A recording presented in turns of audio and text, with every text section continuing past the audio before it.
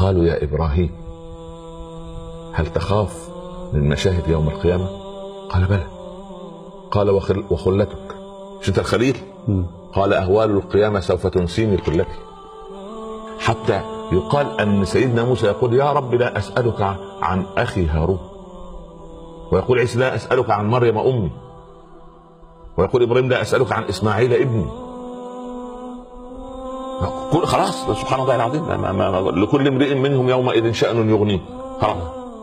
الثابت الوحيد سيدنا محمد فقط، لأنه أراه الله النار من قبل، أراه ملك الموت من قبل، ثبته عسى أن يبعثك ربك مقام، هذا هو المقام المحمود، هذا الثابت الوحيد.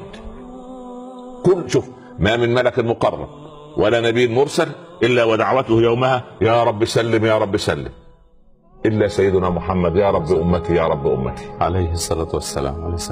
هل هذا رسول يترك؟